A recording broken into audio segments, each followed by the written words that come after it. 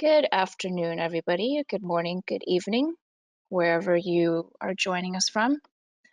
Welcome to the Rancher Kubernetes Masterclass. Today is Tuesday, March 23rd, and our class today is going to be talking about our fleet project. So we'll be diving into continuous delivery here in a moment.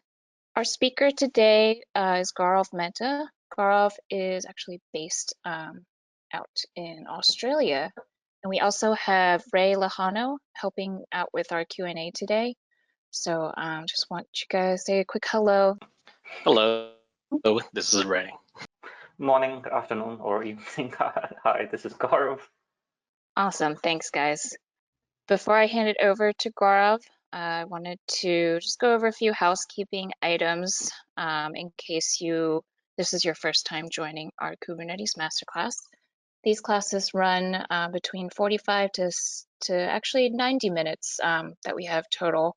So, the usual, we'll dive into a demo. And if you guys have any questions, please make sure to type them into the questions tab on your GoToWebinar panel. We'll do our best to answer all of them through that chat and hopefully address some of the more common questions throughout the webinar today. And we do have one additional resource for you guys to connect with us and ask questions. There is a Kubernetes Masterclass channel on the Rancher users Slack. If you have not joined, please head over to slack.rancher.io to sign up. And in addition to our Masterclass channels, we do have other project-specific channels and all kinds of good ways to connect with our developers there. So check it out. All right, so for today's topic, I'm going to hand it over to Gaurav to get started. So today we'll be looking at Rancher continuous delivery with Fleet, because Fleet's the underlying product that powers this, and it's like the secret sauce that makes it happen. I do have a few slides to go through, but I've tried to keep the slideware to a minimum. My plan is to dive into demos and see the product in action in real time. There will be demos, so stuff may break. So please be patient. I'll try and rectify stuff as we move along, and hopefully the demo gods will be kind to us today. So a quick, intro to Rancher continuous delivery for people who may not have already seen it or used it. So in 2.5, we've sort of, introduced this functionality.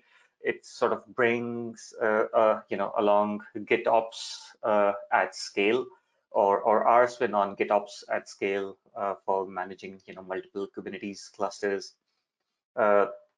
A traditional, GitOps sort of model works as this, right? You have a Git repo where you, hold, you store your K8s manifests, and then you have a GitOps engine or an operator which runs on a cluster. It pulls that repo for changes, and when a change happens, it goes and deploys that object to that target Kubernetes cluster. How sort of we do with the same with continuous delivery is sort of slightly different, and these slides will sort of try and explain that. Obviously, we'll see it in action, and it will become more and more clearer as to how we sort of differentiate amongst everything else out there. First off, our GitOps engine is called Fleet, and it's directly built into 2.5, so you don't really need to do anything extra to sort of get started with it. All clusters that Rancher manage automatically get registered with continuous delivery as well. And we have some nice functionality within the product. For example, the ability to organize clusters into groups, because all clusters are technically CRDs within the Rancher control plane, and all Kubernetes objects can have labels, so we can basically use the same concept of labels on clusters to organize into groups, and that can then be leveraged to target those Git repos to a subset of labels, if needed, right? So rather than you are trying to deploy to each cluster individually, you can just use labels to filter a subset of clusters a particular workload gets deployed to. So in terms of the actual process, Ray, Connie, are you able to hear me fine? Someone just mentioned the voice is Yeah, breaking. I did see that. I have not noticed any breakage in the audio, Gaurav, Sure. but for any attendees that might be experiencing that, we would just recommend exiting out of GoToWebinar and restarting it. Hopefully that will fix the problem. Thanks, man. So in terms of architecture, this is how Rancher continuous delivery sort of works in a nutshell. So you would sort of provide a Git repo which has your manifests. The continuous delivery or the fleet controller runs on the Rancher management server, from where it does like a staged checkout, and then it sort of creates some objects internally which are bundles, and then the downstream clusters pull those updates and apply those updates on those individual clusters. So obviously there are benefits that the checkout's only done at one central location, which is the Rancher management server. From there you can do controlled rollout. The network flow is simpler because your downstream clusters don't need direct access to the Git repo. Only the Rancher server needs access to be able to poll those Git repos. And last but not least, you have like the centralized visibility on the state of your deployments across all your clusters from one common location. So how do you get started with Rancher CD? So again, this is like a small flow. So you would have a Git repo. In that Git repo, let's say you have a folder named app, and within that app folder, you would have say, oops, I accidentally. So within that app folder, you would have like a fleet YAML. This fleet YAML is what continuous delivery looks for to find any customizations that it needs to do, for the manifest that it needs to deploy. Obviously, then you have the manifest. You could have Helm charts. You could have customized templates, and these would go into a Git repo. That Git repo gets added, as a Git repo object to Rancher continuous delivery.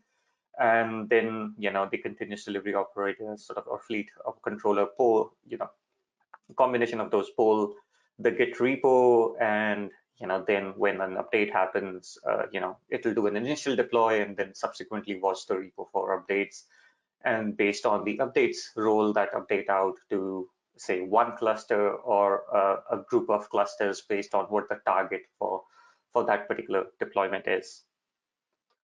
So this is like the, again, diving in deeper, in terms of the Git repo object. So on the right, we have the actual continuous delivery object. So this is, again, if you wanted to configure lots of Git repo objects, you could, use store, for example, the definition of those Git repos as, standard K8 YAML manifests, right? And then apply them to the Rancher cluster, or you can do it from the UI. There's lots of options, and I actually have a small demo to showcase how easy it is to set up these repos as infrastructure as code, or just to manage the life cycle of the Rancher cluster itself, if needed. So, and on the left, obviously you have the source code. So if you look at the source code, right, I have a few folders. There's Rancher monitoring, and then there's Rancher chart, and then within the repo, there's also another folder named My Security Tool. So, and on the right, if you look at the Git repo specification, you write in, so there's like the key fields here are the repo, which is the path to the Git, the name of the repo, and then paths is the folders within that repo. So I've sort of specified the folders within that repo that continuous delivery needs to look for the YAML manifests and then deploy them to an individual cluster, or in this case, there is no cluster specified. The cluster selector is empty, which means it's going to go to all clusters that Rancher is managing. And this is pretty powerful as well. For example, if you want to deploy some sort of common, say, OPA gatekeeper-based constraints or templates to all your clusters, and again, this is where continuous delivery shines. You can store those constraints templates in a Git repo and then roll them out to all your clusters from one common location. A quick overview of the Fleet YAML itself, because we've seen it a bit, in the decks. So the Fleet YAML is basically, the sort of the specification that continuous delivery parses to understand, how to apply, for example, a workload to a group of clusters or an individual cluster. So obviously you have the default namespace. There are two sort of options. There's default namespace and there's namespace. So if you use default namespace, that's used to specify that your operator may have some cluster scoped objects. So, just be aware of those minor changes. It's all documented in the docs as well. In this particular case, the Fleet YAML's deploying a Helm chart. So we'll give the Helm chart a name, we'll provide the name of the chart, the Helm chart repo. So for example, in this case, we are going to install the Rancher backup operator to say the Rancher cluster. And then, because it's a Helm chart, you can pass your Helm values, right? So again, you can override the defaults. Where Fleet shines is you can do specific value overrides based on sort of labels on the clusters as well. So for example, you could target a Git repo to all clusters, but then override certain values based on a subset of labels. So specific customizations can be applied to clusters which match those labels. Next up, within continuous delivery, we have the concept, obviously, of clusters and cluster groups. By default, as I mentioned before, all clusters are automatically added to Rancher continuous delivery. Apart from that, users can organize clusters into groups. So you can create your own cluster group based on labels, and then you can assign clusters to those groups by adding them labels. And like I said before, you can target a Git repo to a particular cluster or a particular group, and then continuous delivery takes over and sort of deploys that workload to an individual cluster or to a subset of clusters or to all clusters. And we'll cover this all in the demos. Right. I'm done with the slideware, so I'll quickly switch over so we can actually see the product in action. It's just easier to see stuff in action than me just sort of talking about it. Let me just move the stuff around. Right. So this is the Rancher UI where we have all our clusters. I have a few clusters running across different cloud providers. To get into continuous delivery, we just go down to tools and get launch continuous delivery, and we can see all the objects that we sort of discussed, and we'll sort of start looking at these more closely. So first up is the clusters. So all the clusters that are registered into Rancher are available in continuous delivery. They get registered with continuous delivery. Then obviously we have the cluster groups. I have a few cluster groups. We'll create a few more to sort of see it in action. And then obviously you have Git repos, and this is where we'll define the Git repos containing the YAML manifests or the instructions for what needs to be deployed to those clusters. Before I dive in deep, let me just have a quick look at the questions. So there are a few questions. The fleet CRDs and rancher CRDs for clusters, yes, they are different. Objects, they are in a different group version. They are both called clusters, but one is called clusters.fleet and one is called clusters.management, if it helps. Aaron, can you have I am not sure of the next question from JD, if we can have values be stored in a different file other than fleet YAML. Does it mean like the override values? The default, the values in the fleet YAML are the override values. If you do not specify, it will use whatever is there in the values.yaml file for your Helm chart. Is fleet used by platform 1? I am not sure what is platform 1, unfortunately.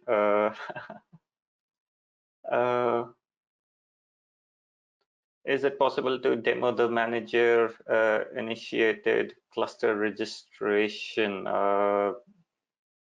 Is this like the manual fleet registration? If that, then I may not have time for that.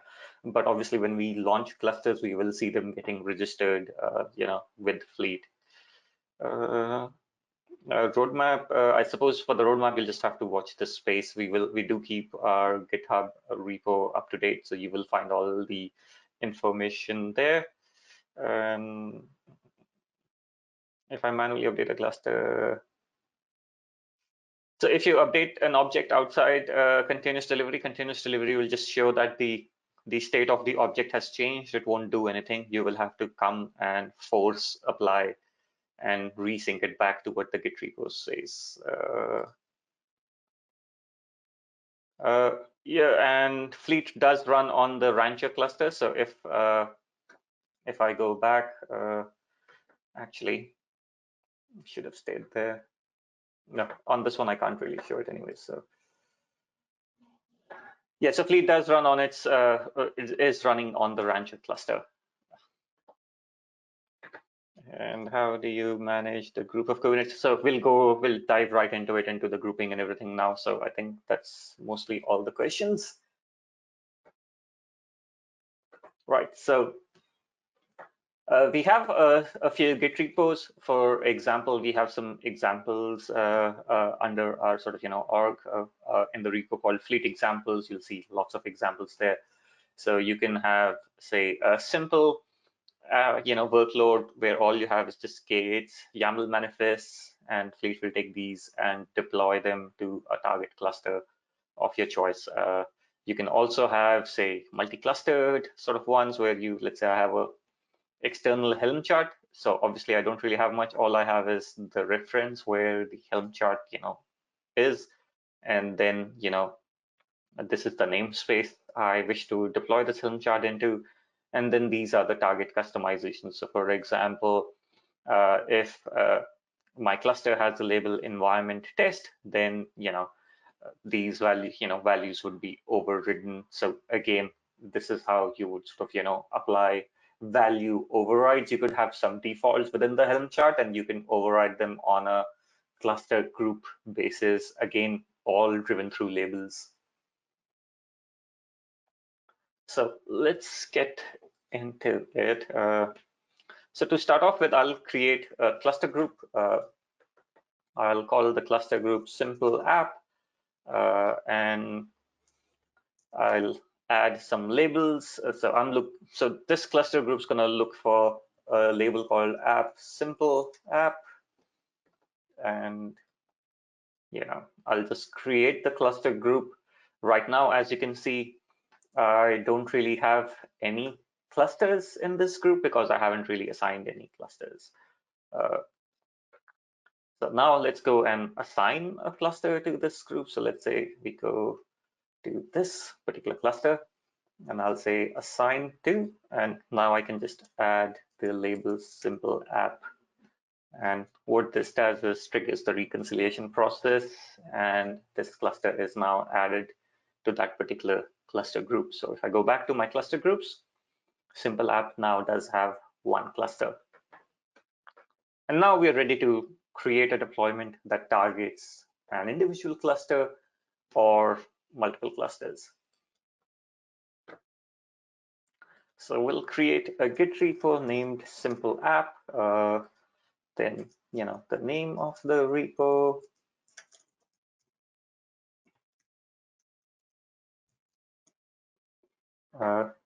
The branch that you need to be polling. We can now specify the path where to look for the manifests. So it's called simple, and that's what I'm going to specify. So now it's the choice for where the workload needs to go to. So you can either choose individual clusters or a cluster group. I'm going to choose a cluster group. I prefer cluster groups because my clusters tend to be short-lived anyway, and it's just easier for me to use labels to redeploy stuff, to quickly set up our environment. So it's as simple as this, and I click create. And what's now going to happen is Fleet's gonna continuous delivery is gonna sort of poll this repo. It'll take those objects, and within those then it'll create what we call as bundles internally. And if you remember that slide deck, then the downstream clusters are polling for these bundles. So they're not looking at the Git repos natively. So this bundle gets published on on the Rancher master, and the downstream clusters are polling the Rancher master. Again, the agent's a controller which is looking for updates. When it sees an update that is valid for it, it goes about deploying that update. So if I go back to my Git repo, I can see that the simple app has been deployed to one cluster. So if I come back here and let's see, so this is the cluster I think we targeted, and we can check out the deployments. So here we have the deployment. It's up and running. So now if we suddenly wanted to target multiple clusters, right? So again, that's where the power of the cluster groups and labels lie. You can obviously come in here, there is nothing deployed here yet, but to target more clusters, all I need to do is, assign the cluster to the correct cluster group. So again, as simple as adding a label and click apply. And that again re-triggers the reconciliation process. The cluster gets added to the cluster group, and then the continuous delivery controller realizes, okay, there's another cluster which doesn't have the apps. Let me go and deploy that app for you. So pretty straight forward and really easy to set up. So let's just wait. All right, so it's done. If I come back, this is the new cluster I had, which I just assigned. So again, everything's up and running. If someone asked me the question if someone makes a change on the deployment, for example, so I can go in, edit the YAML, and I will change the number of replicas to say 2 for the front end app. So obviously now it's reconciled, the workload's been scaled down, and now you can see that it's saying that my repo is out of sync. So in here, I can see this is the cluster that's been modified. I can come in here and say force update, which will cause it to resync back from whatever the state is defined within continuous delivery. Again, I'll just quickly resync, and it'll re-trigger the redeployment, and we will just see, the changes being rolled back and everything being brought back into sync with what the source control says. Hey, Gaurav, got a good question here. Can you go over the differences between workspaces and cluster groups, and when you would like Definitely. use a workspace, when you would use? Yep, I can definitely do that as well. So workspaces are so basically when you create a cluster in Fleet, you will have two workspaces. So workspaces are basically namespaces on the Rancher local cluster. By default, the Fleet local namespace will have the Rancher local cluster, and then the actual clusters that Rancher is managing by default get assigned to the default uh, you know workspace. You can create more workspaces if you wish to. Uh, this is going to be more useful from an RBAC perspective.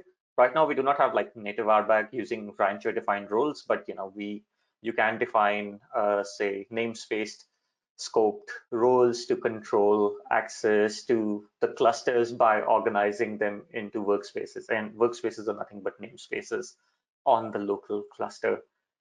I hope that helps answer. Within the workspace, you'll have the clusters you label. So the cluster groups are namespaced objects, right? So the Git repo is also a namespaced object. So they exist within that namespace, and the namespace is the workspace. So you can have multiple workspaces and create the same cluster groups or different cluster groups in different workspaces, and then use the workspaces for more fine-grained RBAC to define who has access to what subset of clusters to manage via Fleet. I hope that answers that question.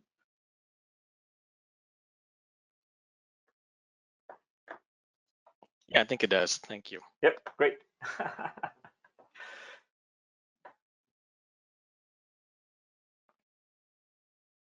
Great. So we've just seen, how to install like a really simple sort of workload with continuous delivery. You can do, just about anything with it. So for example, one of the common use cases that pops up is like the lifecycle management of your downstream clusters.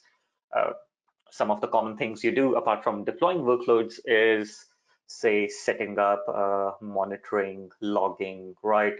The day two operations for your cluster, or even Istio for that matter. Uh, with 2.5, all these Rancher apps are now also packaged up as Helm charts. And because they're packaged up as Helm charts, which means I can now leverage continuous delivery to maintain the life cycle of my clusters, right? So let's go and deploy, say, monitoring and logging to some clusters, create some cluster groups, and it'll become sort of easier for me to explain, what I mean. So for example, right now, this cluster doesn't really have monitoring logging set up. We could deploy it from the UI by going through the app menu, but if you have a large set of clusters, a large fleet of clusters, it makes it sort of difficult to do that operation. So to start off with, I'm going to set up a few cluster groups. So first one's called Istio, and I'm going to set a key, sorry, not Istio, monitoring. And for that, I'm going to set a key monitoring enable. So the idea is if your cluster has the correct labels, it will get assigned, and monitoring logging gets enabled on it right away. So that's one cluster group. I'll create another one called logging.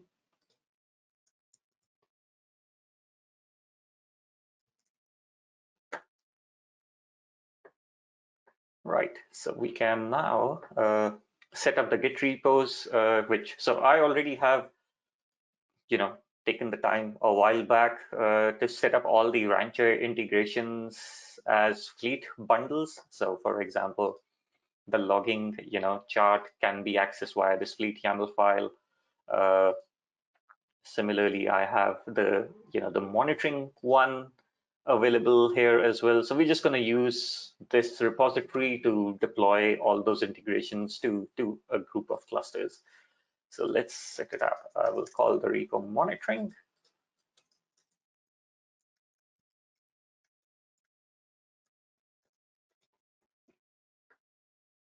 I'll look for the path monitoring and monitoring CRD. There's two parts to it. There's the chart and then there's the chart for the CRDs. And I'm going to target the monitoring cluster group because that's the one we sort of, set up specifically for this one. I'll click create, and that sets up the monitoring repo. Again, it's just set up the repo right now. Continuous delivery doesn't really have any cluster to deploy to because we haven't assigned any clusters to the cluster group. We'll do that shortly. Let me just set up logging as well.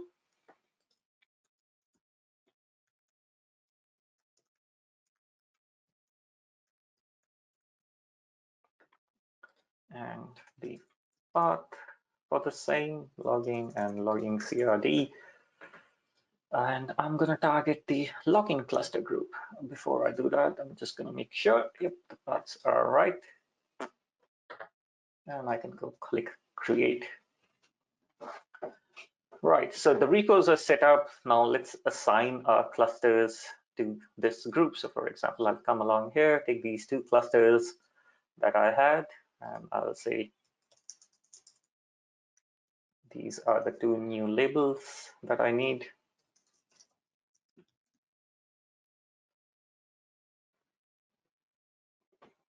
And again, the resync process sort of takes over.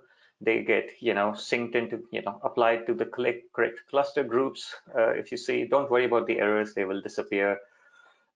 Basically, there's two charts, the CRD and the workload. So again, it will try and apply both together.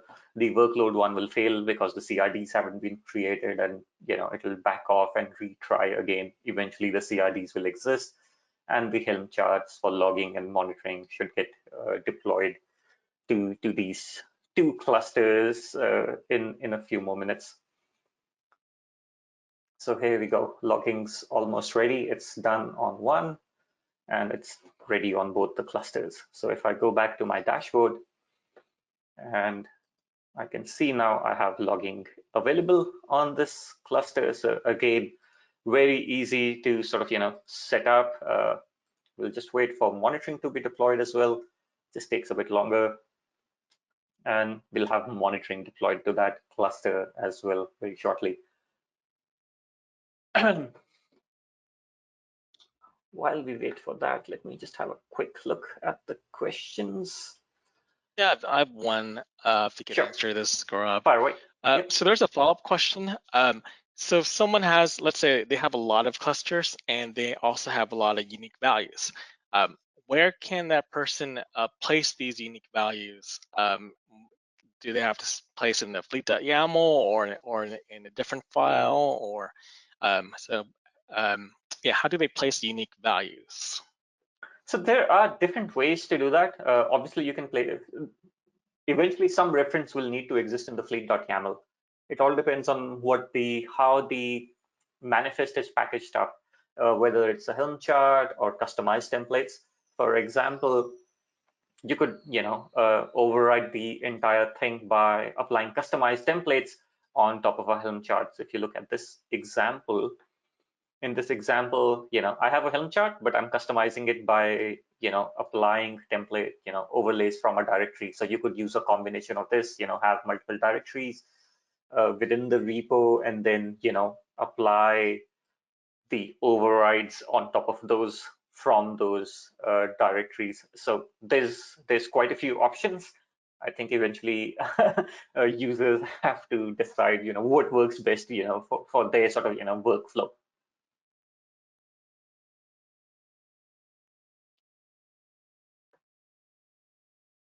All right, thank you. Yep.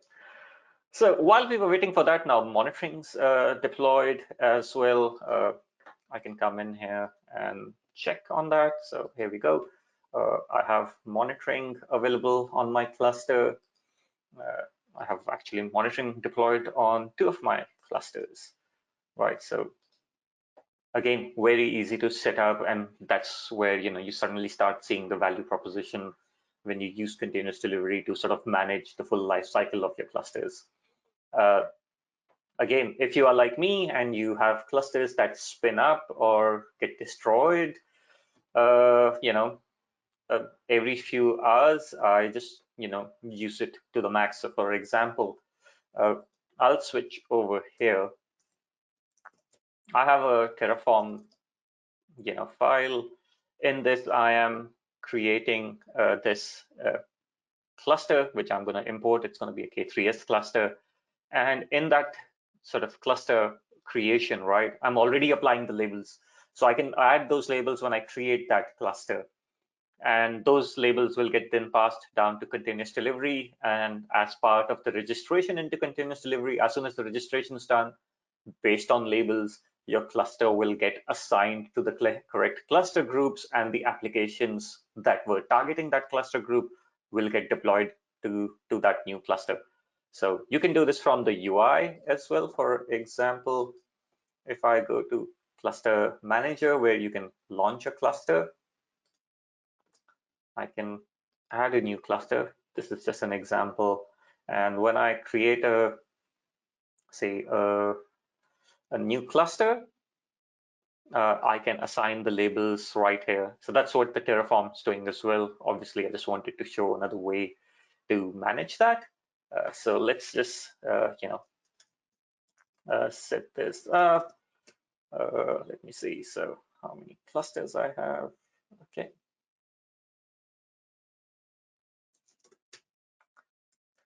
Right. So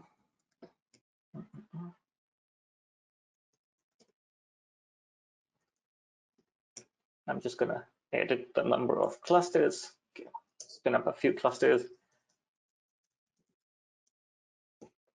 And basically, I'm going to launch a few single node K3s clusters, register them into Rancher, and because I already have the correct labels on them, they will be assigned to the correct cluster group by continuous delivery, and from there then continuous delivery takes over. Again, monitoring, logging gets deployed to that cluster. So this is just an example. You could have all your applications set up as Git repos as well. Any workload you wish, any sort of core services like say OPA Gatekeeper, that can be sort of managed through this as well. You can deploy Gatekeeper. You can then deploy some sort of constraint templates to all your clusters or a subset of clusters as soon as they are spun up. So which makes it really, really sort of powerful. So while we wait for this, I've created the 3 clusters. The instances have spun up. It'll take a few minutes for those instances to sort of complete the bootstrap, fire up K3s, and then register with Rancher. Let me just look at the questions while we wait for this.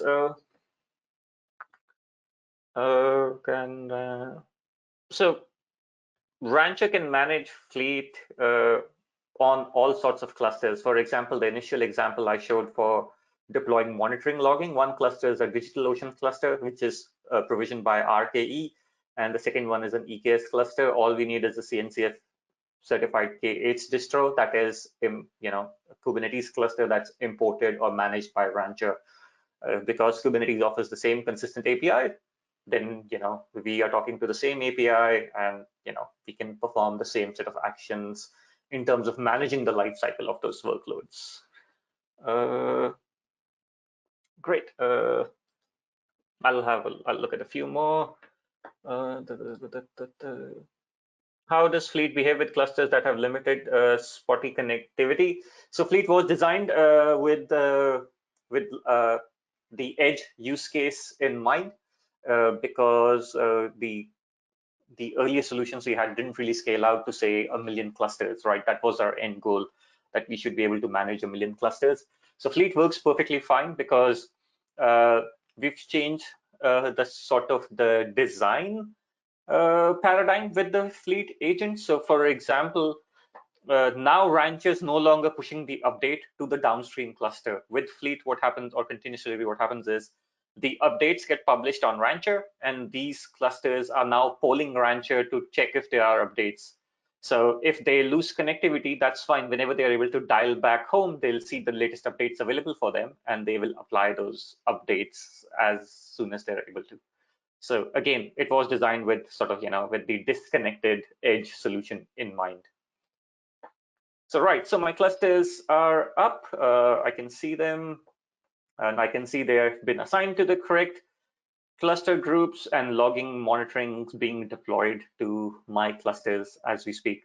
So again, very easy to manage the life cycle of your clusters using something like Fleet.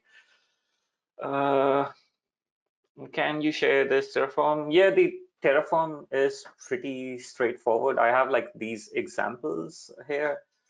I'll put them in the chat.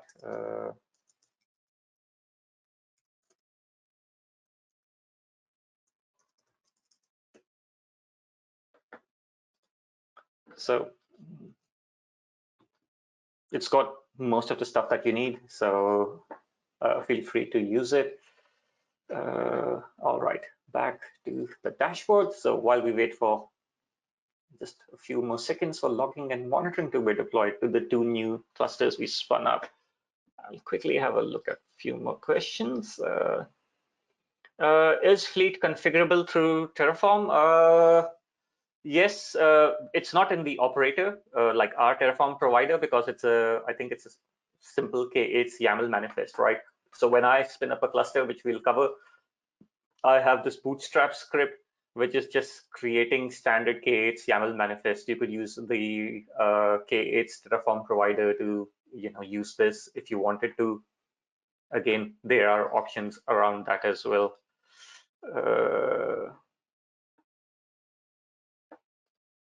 How does Fleet deal with Rancher apps? Is there a way to clearly move from Rancher apps?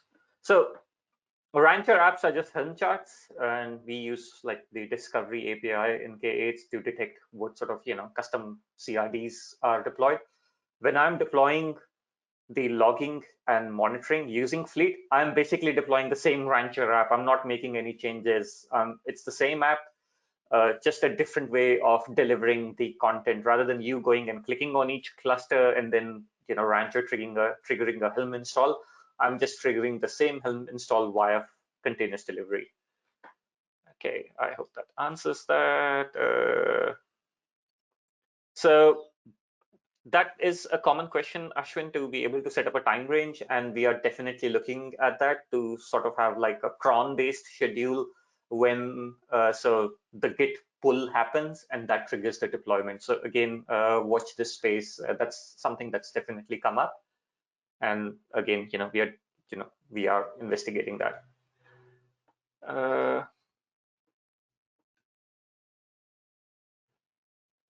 Yep, so we can see the new clusters. I can go back to here, continuous delivery. This is my K3S cluster.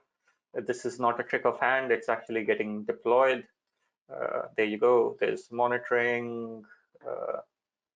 You can look at the dashboard for Grafana. There is logging. So again, it's not a magic trick.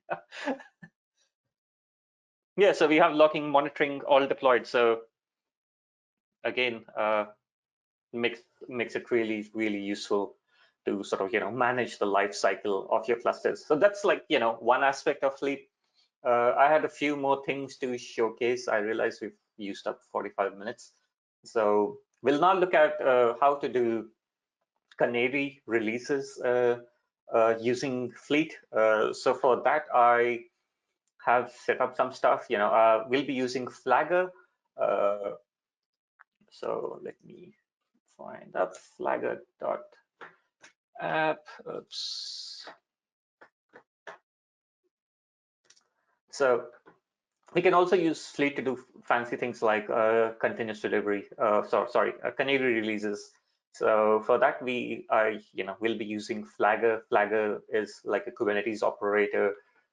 It's pretty smart implementation in the way it sort of looks at a deployment, clones that deployment to a primary one, scales down the original deployment, and then does fancy things in terms of scaling, right? That deployment, and then when a new version comes along, it'll sort of in the background scale up the original deployment, do some load testing against it, and then starts shifting traffic So again, I'm going to use Istio as a service mesh with this. There are lots of supported ways to sort of use Flagger for managing the traffic switching. So anyway, let's get started. I do have a cluster specifically, I spun up for, showing this canary workflow. It's already got monitoring and Istio installed again, via Fleet. So I've used continuous delivery to set up Istio on that specific cluster as well. So we'll quickly set up a new cluster group named Canary, and I'll call it Canary enabled. Now I can define the Git repo for Canary. Let's say this is the one for Flagger. Then we have a workload as well.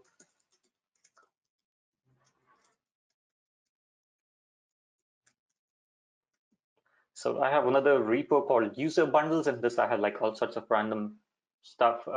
So one is Flagger and one is the Flagger load test. I need the load test to be able to perform a Canary release because my demo app's not really going to get enough traffic for it to be able to successfully pass the validation. So here we go, Flagger and Flagger load test are the two paths that I wish to deploy, and they will go to the cluster group Canary. Right, so we have everything set up. All we need is a cluster that needs to be assigned to that cluster group. Click assign.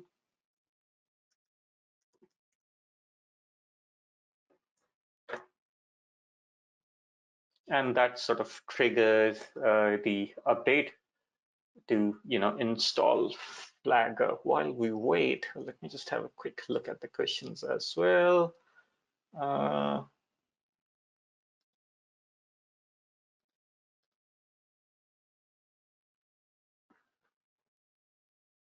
What happens if the access to the cluster dies? So your managed clusters are not really talking to the Git repo anyways, right? Only Rancher talks to the Git repo. And if Rancher loses access to the Git repo, it won't be able to poll the repo for updates, but nothing else will happen because it won't be able to, poll the Git repo for updates. When you make a new commit, it won't be able to apply the commit, do a reapply when that commit happens. So everything will be stuck at the state at which you lost that connectivity from the Rancher server. Downstream clusters don't really need access to the Git repo because every folder in this Git repo is converted internally into a bundle, which is a K8 CRD, again, that lives on the Rancher master. And that's what's used by the downstream clusters. They're not talking to Git at all. They're just looking at this object, this CRD, and deciding whether they need to apply it to themselves or not. So we have Flagger now deployed to this cluster. Let's sort of deploy the workload now and take it for a spin. So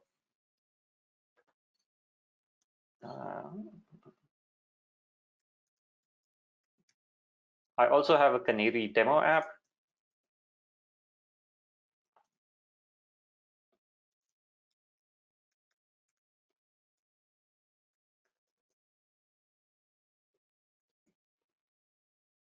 So back here, so this is the Canary demo app that I have.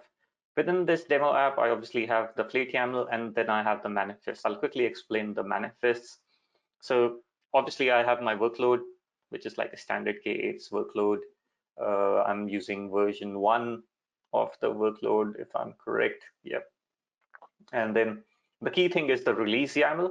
This release YAML is the Flagger Canary CRD. This is what instructs Flagger on how to perform the sort of the migration of traffic. So for example, when a new version comes along, it'll start sort of in my case, because I have no real workload, it'll start using the load test service to run like a load test on my Canary service that it would have created.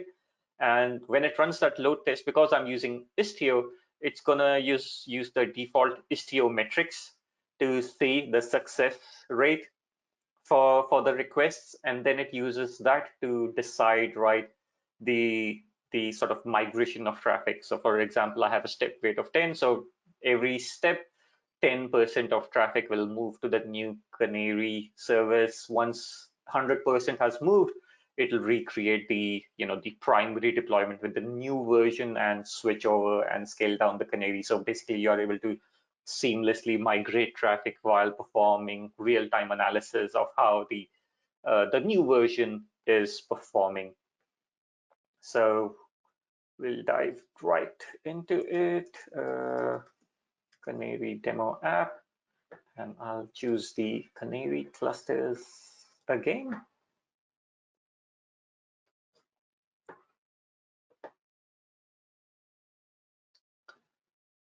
Right, so it'll take a few seconds and we'll have the Canary demo app, going. So if I go back to my Canary cluster, I can look at my deployments, and I can see, so this is the deployment I created in my manifest, and this is what Flagger is creating. So if you watch carefully, it will basically wait for this to be healthy, and then it will scale this one down to 0. And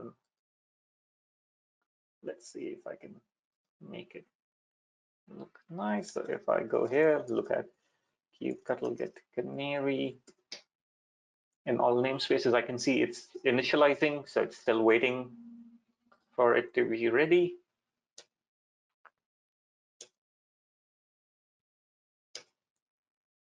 Right, so now it's initialized, it's happy, and if you see, the original deployment has been scaled down to 0.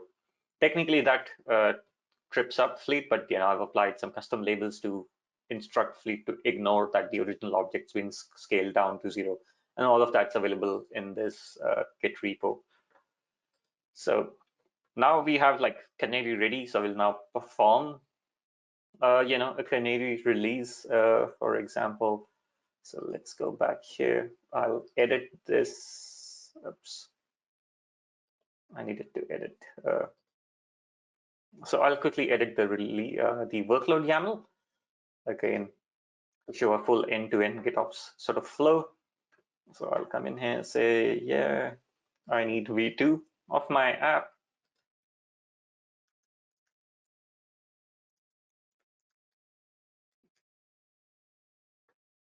And I'll just commit the changes directly. If I come back here, Fleet will pull this repo. It'll detect that there is a change, and it'll apply the new update to that target cluster. And we'll see that getting triggered here shortly. While we wait for that, I'll quickly look at the questions. Right, so we can see the simple apps getting updated. There is a new version, so Fleet scaled it back up, the versions change, and the Flagger operator detects the change as well. And that will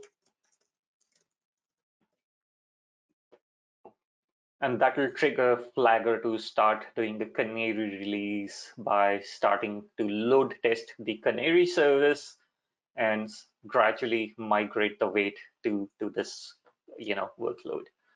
So let me have a quick look at the questions as well.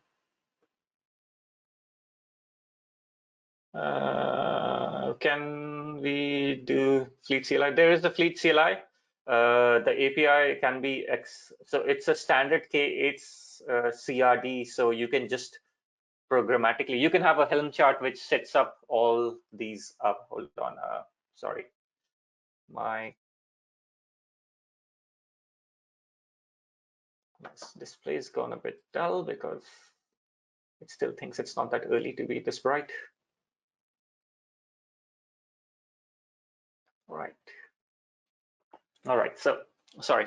Yeah, so we have a CLI, and apart from the CLI, again, it's a vanilla K8s YAML, right? So it's a K8s CRD. You can interact with it using just kubectl if you wished to. So for example, let me go here.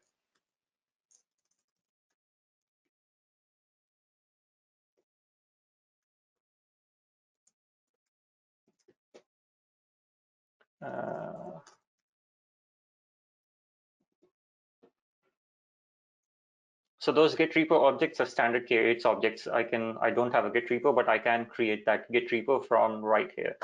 So let me show that as well. So for example,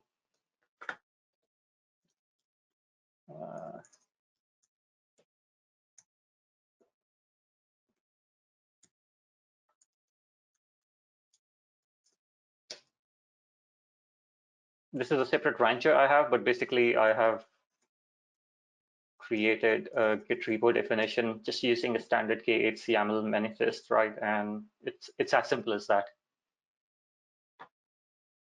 I hope that answers the question as well.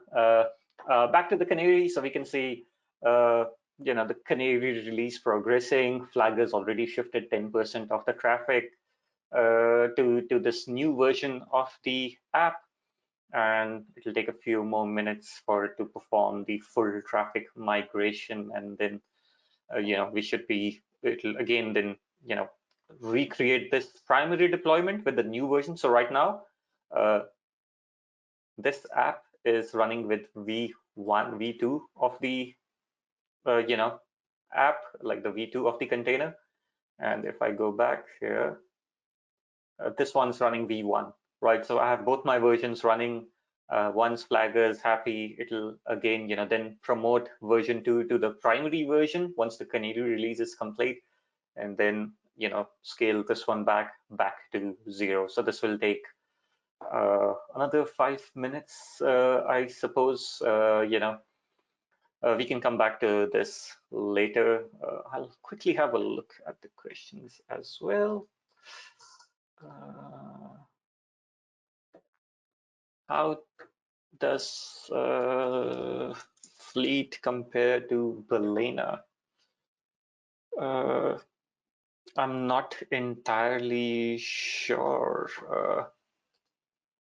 I understand the question. I'm just looking at the product page. Sorry. Yeah. Yeah. I'm not too familiar with Balena also, but it is another project to manage fleet. Fleet That's what I'm itself. noticing as well. I don't have an answer right now, Caleb, on how it compares. I've never sort of explored Balena. Obviously, with Rancher Fleet and Continuous Delivery are packaged in, and the product's 100% open source. So that's the one thing I can definitely say about Rancher and Fleet. Right. Next question. Let's say deployments are targeted fleets, millions of clustered.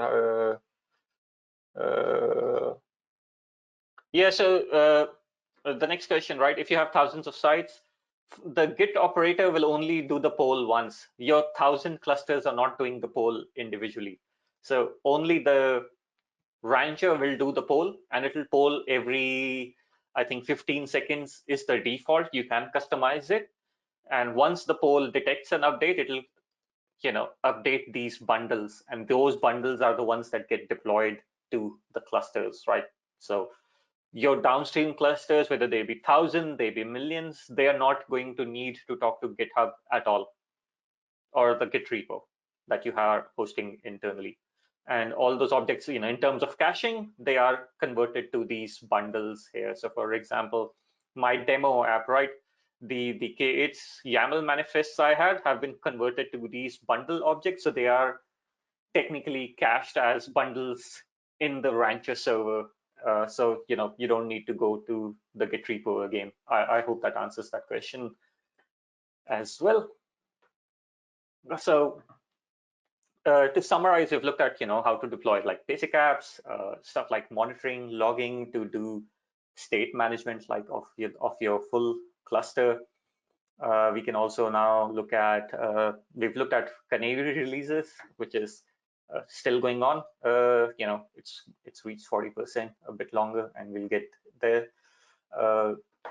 Another question that commonly pops up is secret management with a Gitops based approach, and that's always the tricky thing. So I have personally been using external secrets. I'll put the link here. I like it because of the simple fact that it sort of allows lots of backend integrations. For example, you can fetch secrets from a HashiCorp Vault, AWS Secrets Manager, Azure as well, and basically you create a K8s object like this in your cluster, in your downstream cluster, or put this in your Git repo. And again, there is nothing sensitive in this, so this can be stored in a Git repo. And at runtime, this external secrets operator will pull the secret from the backend you've decided to use and populate vanilla K8s secrets in that correct namespace with those correct key values that you asked it to fetch. So in my case, I have an example here to again use secrets. I have external secrets. So again, I have the secret. I'm going to use Vault as the backend and fetch the secret from Vault. So Vault allows K8's service account based authentication, right? And that means that if I authenticate the external secrets operator to Vault using a role, then it can fetch secrets for me from Vault and populate those secrets in the Kubernetes cluster, right? And I can basically store the secret reference in a public Git repo, and that's what we are going to use, right? Except the only problem with using Vault is the initial cluster registration is sort of tricky, like it's a manual step. So to work around that, I sort of wrote up this glue operator for the purpose of this masterclass. All it does is sort of registers the cluster with Vault for me, and then also installs external secrets and then primes the cluster to receive the secrets. So I have the glue operator set up. It's targeting the cluster group. I'll also add the secret. I will call it external secret. We'll give the repo.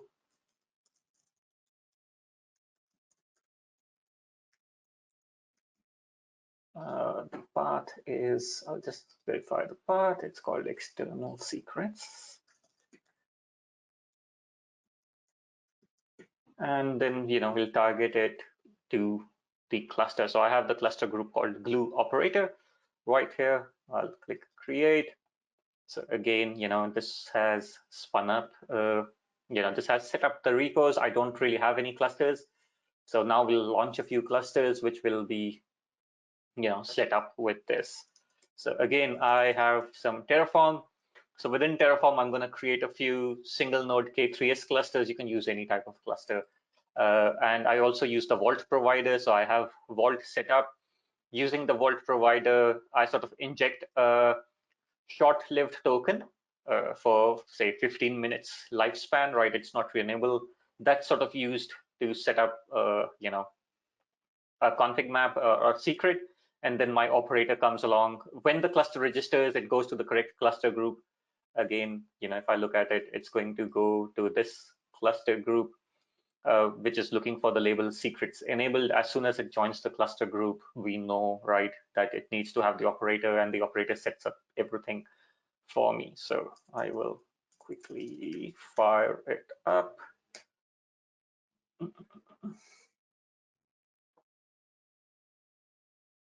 So if I come back here, I have a Vault set up. I have I'll list the auth, so I don't have any K8s clusters registered with my vault yet. Again, the idea is, this is just an example. You can use Fleet and something like external secrets to sort of, manage secrets for your workload clusters as well. So it'll only take a few minutes for it to complete. While I wait for that, let's have a quick look here. So the canary release is also successful. As you can see, it succeeded. If I refresh this, we should be able to see that the primary deployment now has moved to V2, and the original deployment has been scaled back to 0. So again, stuff like canary releases is also very easy. If you use something like Flagger and pair it with continuous delivery, you can roll it out to a large set of clusters from one common location. All right, let me look at the questions. So while we wait for a few more clusters to be spun up, right here, oops. So these are the 3 new clusters I've spun up. While we wait for these, I'll quickly have a look at the questions as well. If I manually update, okay, that's an old.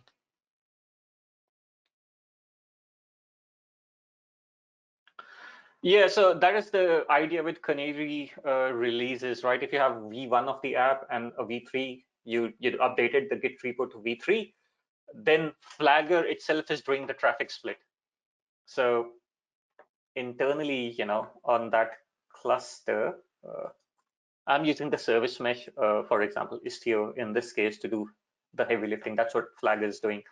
So if you go back in this cluster, right, right now it's been successful. If I look at the virtual services, I should be able to do it here as well, just easier.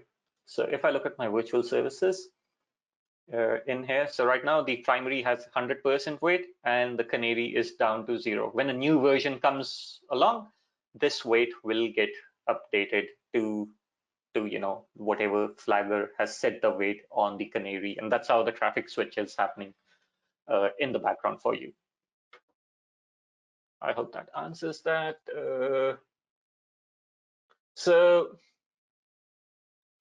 RBAC, eventually RBAC's enforced via Kubernetes, and that will bubble up in future releases of Rancher. So for example, right now you can have like this cluster owner, cluster manager roles. For example, you'll have a similar capability via Fleet as well. So you should be able to then assign users or groups to, again, workspaces, and then within workspaces, allow them specific set of permissions on those repos or clusters. Next up, what type of integration with Jenkins for CI? Technically, there isn't really an integration for CI. Technically, your CI tool will poll the repo. All we want is, because we are talking at the Git repo, sort of, looking for the Git repo. So maybe your CI could just check in the new version into the Git repo where you store the Helm charts, and that will trigger the deployment for us. That would be like just one possible way of integrating it with your CI. So your CI step builds the artifact and updates the Helm chart and performs a commit to update the version of the YAML, right, of the Helm chart in that Fleet YAML for you, and that allows continuous delivery to take over and do the release.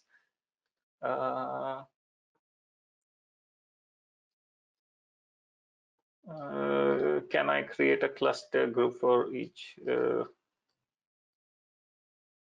I'm not sure I understand the question, right? You can create cluster groups for a given label, but obviously it won't do it automatically. You'll have to set up those cluster groups yourself. You can obviously do it programmatically, like I showed, right? Just using the standard K8 YAML, and that will do the rest. So while we wait for that, if I look at my cluster manager, my 3 secret clusters are up, And if I look at fleet, it's deploying the glue operator that I wrote. That glue operator will register the cluster with Vault and set up external secrets to use that K8s auth, which we can see here. I should see a few more backends ready, so I can see one cluster is registered with I sort of use a random path. And shortly, all the 3 clusters will be there. Once all the 3 clusters are there, this external secret will be created and my secret will be available in that specific, namespace. While we wait for that, let's go back to the questions. Different between Fleet and Argo / Flux. Obviously, it's like the multi-cluster deployment, right? You can use labels to target multiple clusters in one go, which you will manually have to set targets for, right? Register the cluster and set up the target for that as that cluster as a target. And you'll have to set up that integration each time you want to do a deployment to a cluster. That's what Rancher and continuous delivery tries to simplify. I haven't checked Harbor for the Helm charts. Images will be fine because technically Fleet's not really pulling the images, right? Fleet just sort of in the background, when any of these apps get deployed to a cluster, they get installed as a Helm chart. So if I go to this particular cluster, whether it's a K8 YAML customized template or a Helm chart, that bundle gets repackaged and redeployed as a Helm chart. So, if I look at the installed apps, it'll take a few seconds for it to pop through. We'll just give it a few seconds for it to be able to reconcile. But if I go back here, because my secret's been deployed, I can look at the secret and we'll look at the bundles as well.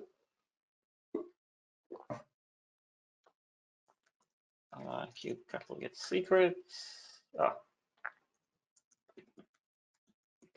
So this is the CRD that I created called, the secret's called dummy.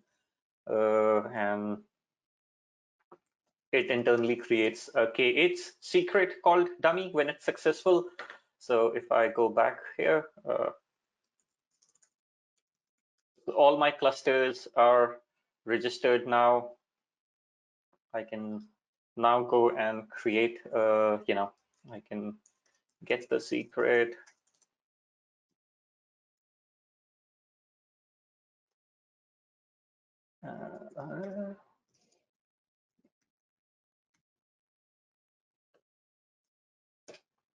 So that's the secret, right, that I have popped into the vault. We can verify that as well. Oops. Right, so there we go. We can now update the secret. So I like external secrets because it holds the source and updates the secrets as well for you. So let's say I'm gonna so I'll update the secret and update the value for this. If I go back here, eventually the reconcile loop will take over and I can see the secret's been updated on all my clusters as well. So that's like one way of managing secrets. Quick look for the questions before I sort of show the last bit, which is how to manage the state of Rancher as well, using something like continuous delivery itself. Yeah, so right now the GUI doesn't have any RBAC in place. So that's what I meant. Right now, the only way to do RBAC is to do use our CRDs and do sort of K8 roles and that role will flow into the UI as well when you come to continuous delivery. There is no way to create those roles. Like you could technically, but it's just sort of more cumbersome. There's no predefined role for that. It can pull Helm charts as well. So for example, if you look at my Git repos, right? So the fleet.yaml is pulling the Helm chart from the Helm repo. I do not have a inline Helm chart where the chart is within the Git repo itself. I'm just pointing to a Helm repo, and from there, we just take over, download the chart, and then package it into a bundle, apply the customizations, obviously, and then make it available for all the clusters to consume. I hope that answers that question as well.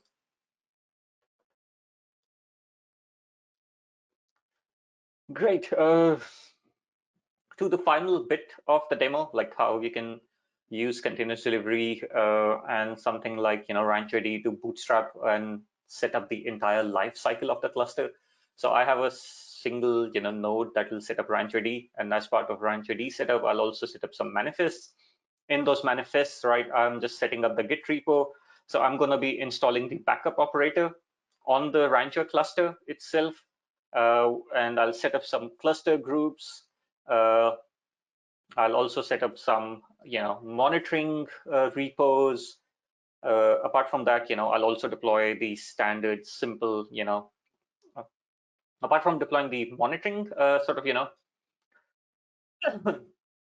the backup Rancher backup operator, I'll also set up a backup schedule. So the idea is, you install backups on Rancher and then set up that backup schedule all through a Git repo if you wished to, right? And let's just kick it off. So again, very simple Terraform. There's nothing magical about it either. If I look at the, so the cloud in it is just setting up RancherD and downloading that bootstrap script, and also setting up the local path provisioner, because I set up my Rancher backups to use the local path provisioner for backing up to a PVC claim. So if I do Terraform apply,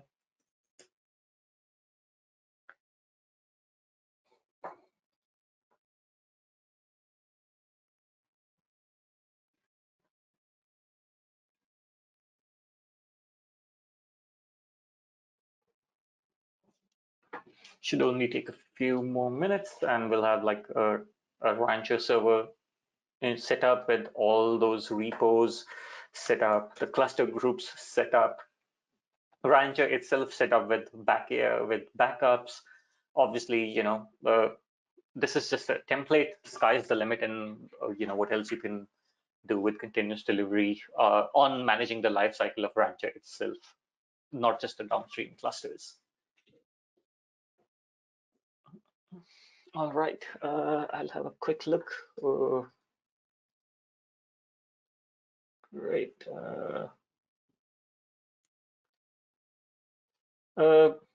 So the fleet CD for rollback, there is no routine for rollback, right? We are running off the Git repo. To test deployment, you can use different branches, right? Your development cluster runs off a different branch. So your Git repo, while we wait for this, right? Your Git repo doesn't need to run off master at all times. You can choose a branch or a revision, and then say use efficient branching strategies, right, within your Git repo to decide how the release process happens. Obviously, if you want to roll back, just roll back the commit, and that will trigger the update. So for example, if you look at the Git repos, it's got this commit hash here. Every 15 seconds, it'll poll the repo and check what is the latest hash. If that commit IDs change, then it knows, right, I need to re-trigger the reconcile, and that's how the rollback or roll forward, or the release will happen based on the differences in this sort of, this commit ID. I hope that answers that question as well. We are definitely working on lots of improvements, Aaron. If you see a specific issue, feel free to reach out to us via the Rancher user Slack or log a GitHub issue. We are always open to feedback to see what we can do to help the community and make the product better. Right. So my instance is up.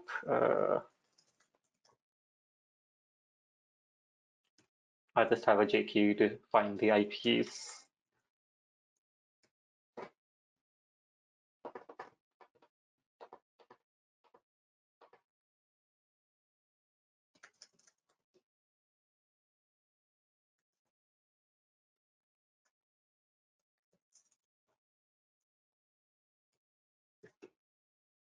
Is it called Rancher? Oops, unit. Sorry.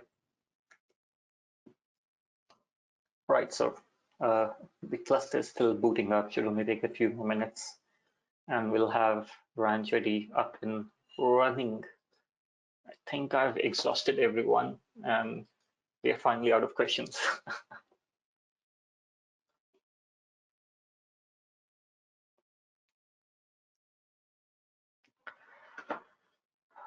All right. Thank you, Gaurav. There is one question that just came in. Why are you so awesome?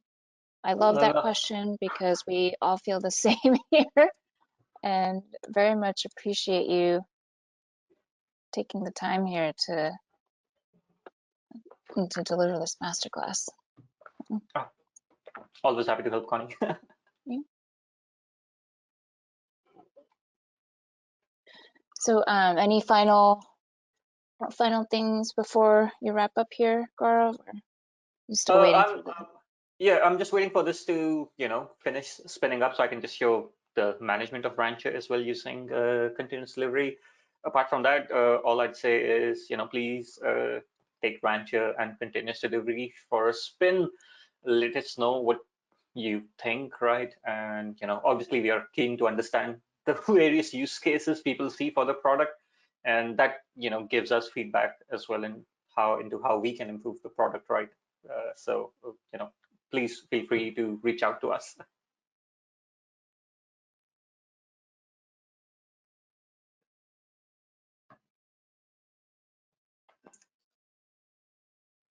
Almost done. The cluster is up. Right, so just waiting for the CNIs to be installed, and then we will have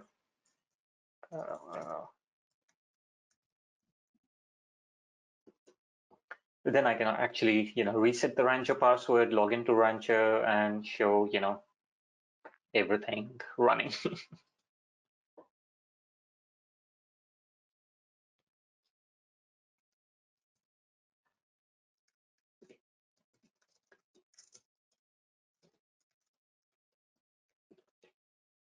Right, so just a few more seconds while we wait for the ingress to be installed.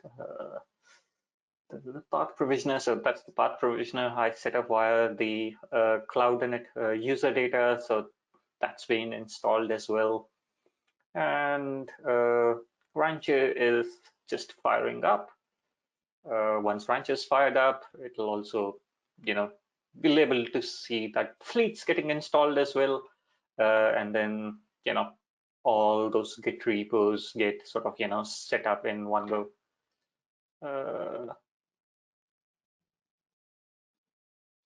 Fleet is production ready. We have lots of users, customers using it for managing the life cycle, performing config management on their clusters, right? So feel free to take it for a spin, Doug.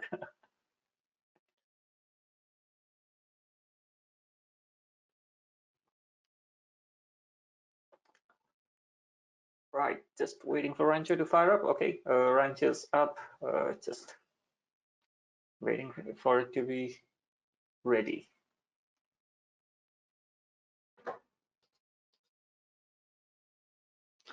Yeah, so this Rancher D demo is to show how you can use, say, Fleet to manage Rancher itself.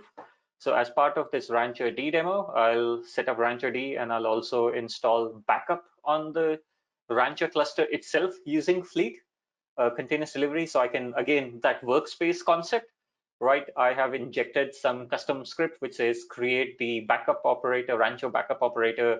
And then, here we go. I've already installed the backup operator on the cluster itself. And I've also set up a backup schedule for Rancher itself. So the idea being you can do the same, right? Use continuous delivery for downstream clusters and use continuous delivery for Rancher itself as well for managing the state of Rancher. So again, lots of possibilities. So now it's ready. I'll quickly reset the password. Right, and we will go to this endpoint just to see it in action.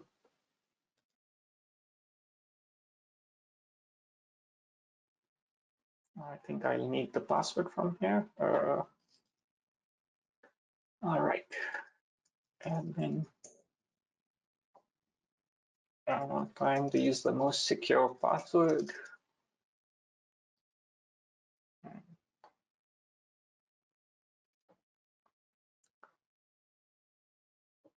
That's it. So now if I go to continuous delivery, within continuous delivery, using something like Terraform or simple cloud in it, we'll see I have, everything set up, just waiting for it to load. Just give it a few more seconds.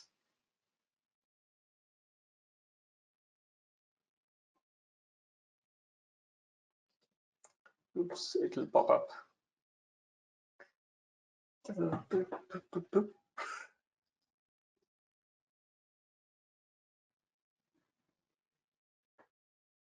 But if I go to my local cluster, you can see I have set up the Rancher backups. This is installed using Fleet. I've set up a daily backup schedule as well.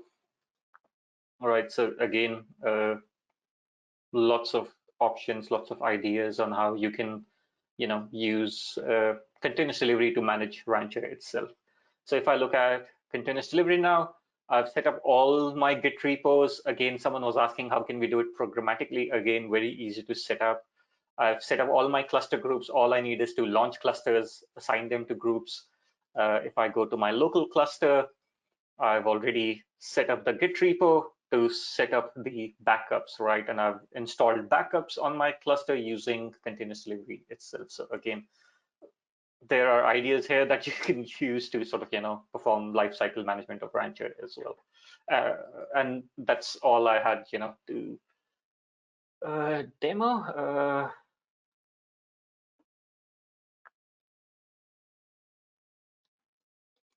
There is no right answer in terms of how you want to manage projects yet.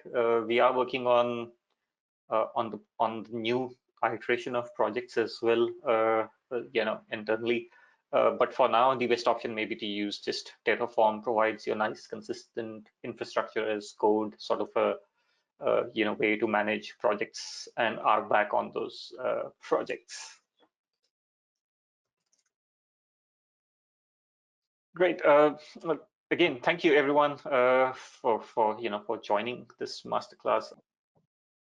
Awesome. Thank you. Well, Gaurav, thanks again for a great presentation today, and Ray for helping out with all the questions. And thank you to all our attendees. A few wrap-up details, just for all the projects that Gaurav mentioned and covered today, you can find them on our website. Everything's open source, so you can go there and try them out.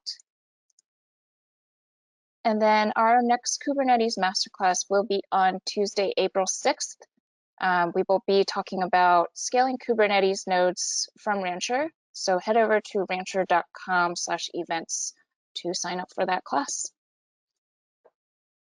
And that is it for today. Thank you again, everybody, for joining us, and have a great rest of your day.